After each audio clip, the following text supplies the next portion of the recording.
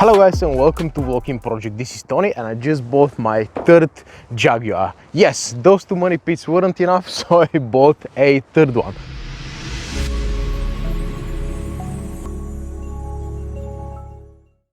2002, last year of production, Jaguar XJ8, 3.2 liter V8, 245 horsepower. At least that was true about 180,000 miles ago. Yes, and how much do I pay for this car? 551 pounds, guys. Yes, that's cheaper than an iPhone. And in case you're wondering, well, this guy is a small, tech YouTuber. How come he's able to afford all of those cars? Well, the combined value of all of these cars is worth less than a Samsung Galaxy Fold, guys. You can imagine how cheap are they. And why exactly did I buy this particular one? Well, because it was red and it was cheap.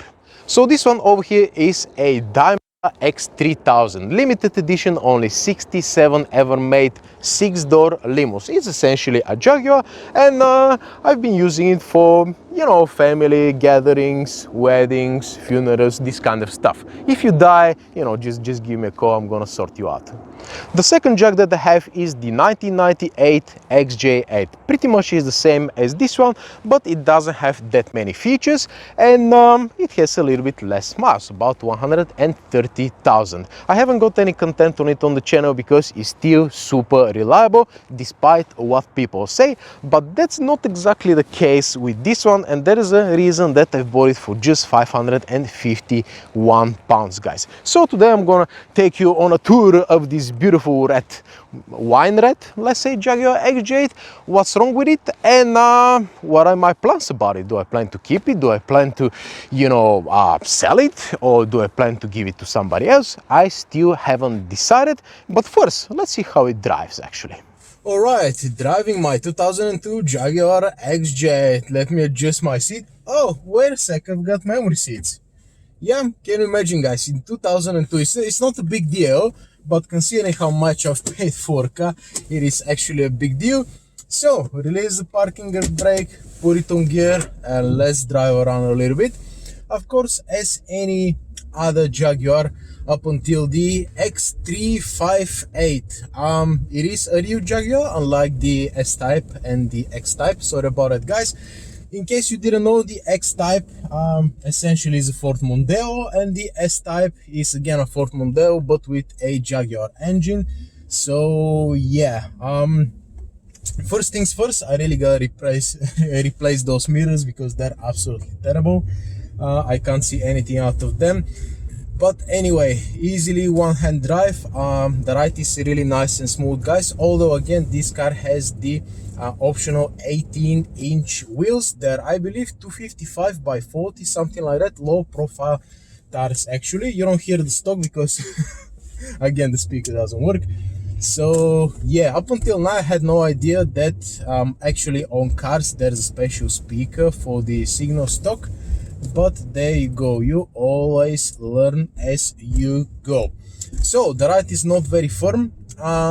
It's actually quite comfortable, but in the same time is very stable, because my other XJ, the Sea Frost one, is super comfortable. It's even more comfortable than this one, but let's say on a motorway or something like that, especially with high speeds, it's like a boat. It's floating all around the place like that, so it's not that nice for a little bit more aggressive driving. And what about this one? Let me quickly put this sport mode on.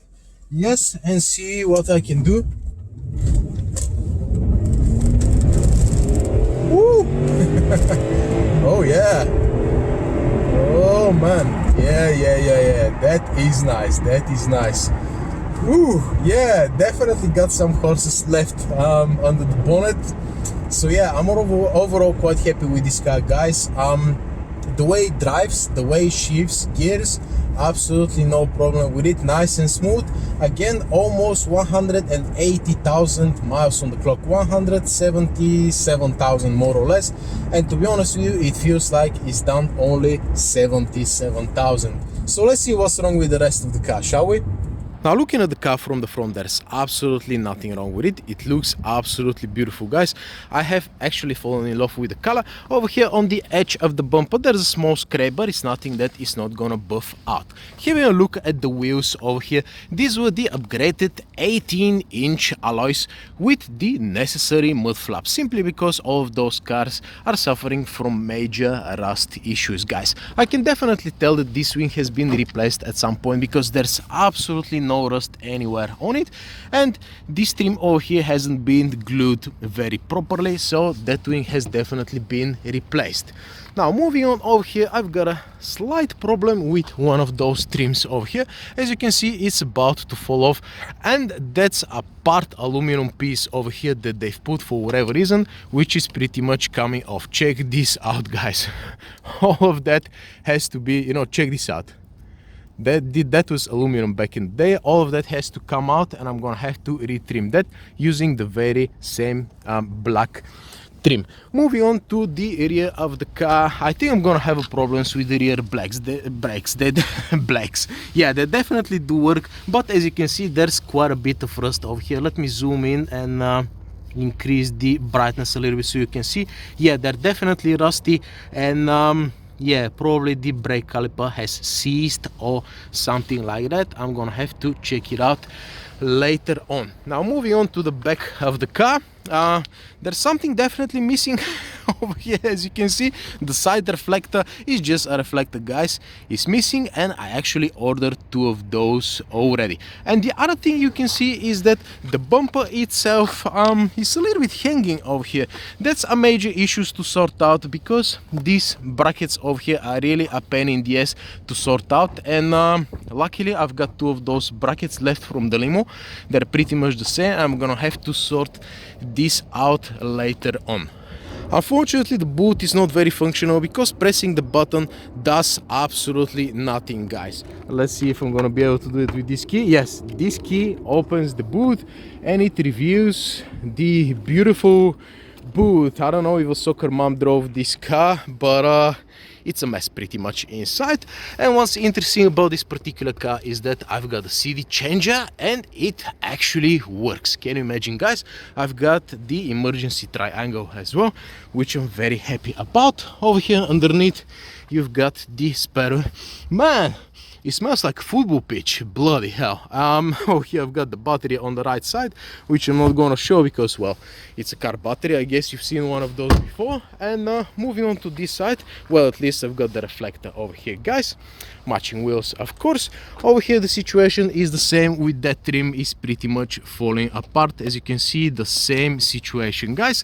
And I've got a slight problem with that mirror. Now, somebody slapped this aftermarket zoom mirror on top of this one. I've got no idea what they've done that, but they pretty much do it like that. I tried to take it out, I succeeded, but I broke the actual mount inside over here, guys. So now I'm using this rubber band to hold it together, but you can see the the state of that mirror is absolutely ridiculously beyond repair. It has to be done straight away, guys. This is really bad, but yeah, I'm just gonna keep it like that.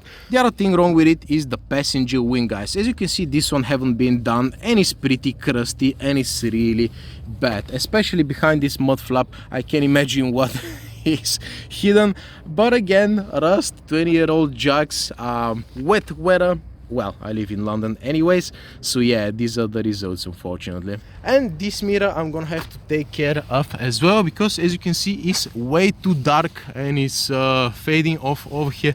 I definitely gotta replace both mirrors. So now let's have a look inside. First of all, I'm gonna start the engine quickly so you can see that it's running really nice and smooth and starts the first time, guys. Almost. All right. yeah, I got it on. Finally got it on. So let's see what do we have under the bonnet, guys. All right, the 3.2 liter V8. That engine was designed by Jaguar, developed by Jaguar with Ford's money. So the results are pretty good. These particular engines are suffering from plastic chain tensioners, guys, but this one, having been the last year of production, 2002, have the steel chain tensioners, so no problems with that whatsoever. And you can see how quiet this engine is and how smooth it is, guys. It is so smooth, it doesn't wobble anywhere around.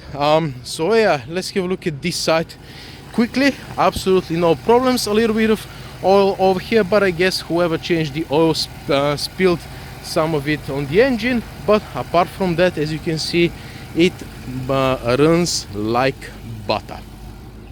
So what's the deal with the car inside? Let's have a quick look, guys. Alright, I've got this beautiful interior over here.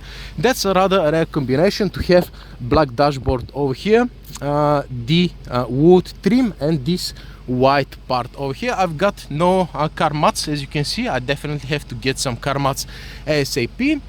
These seats are the upgraded seats in the sport package actually, and they're super comfortable, guys. They're way more comfortable than the seats I've got. Ooh, that's the mirror. Than the seats I've got in my XJ8. These are not that comfortable, and this one is short, as you can see already. At the back, let's have a quick look. What do we have? The same seats, again, super comfortable. That seat over here is coming apart a little bit, so I definitely have to sort this one out. I've got this one over here as well, guys. All right, for the ultimate comfort at the back passengers, I've got these ashtrays over here. Remember, people used to smoke back in the day? Not anymore, at least not in the UK. So now let's have a quick look at the driver's side and what the situation is over here, guys. I've got the super rare cup holder over here, and it even works. All of them are already broken, and this one is it's kind of working. Yeah, it's kind of working, forget about that. Now what's interesting over here is that I've got the upgraded stereo as well. I'm supposed to have the sat nav. Check this out. I've got the nav button, but nothing actually happens. Yeah, these bulbs are short on the AC. The AC works.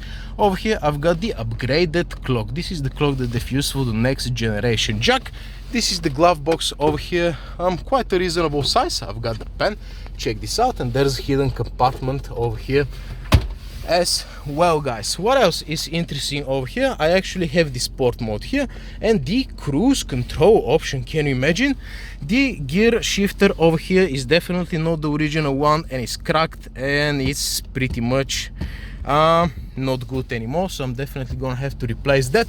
The wheel itself is of course the upgraded one with the wood over here, but as you can see, it's starting to go off over here, guys. It's not that nice anymore.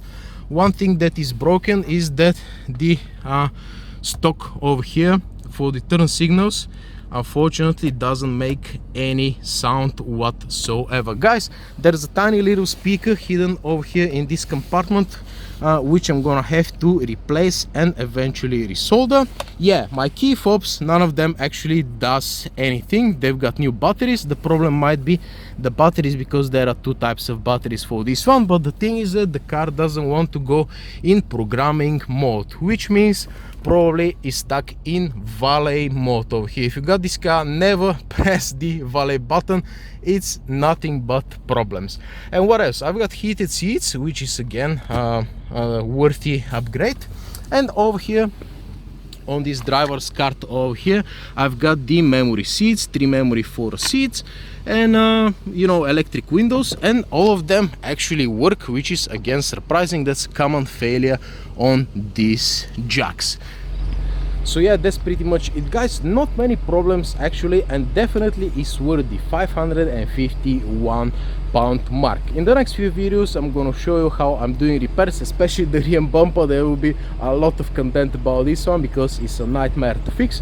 Although I already have experience, I've done both the rear bumpers of my other 2 cars, so I know what I'm doing. That's gonna be interesting for you guys, as well as I'm gonna sort out the mirrors, the reflectors, the rear brakes, and pretty much everything. In the end of the series I'm gonna tell you how much exactly did I pay for all the upgrades and repairs and everything to pretty much take the car into perfect condition, and see what I'm gonna do with it. Is it worth keeping it? Is it not?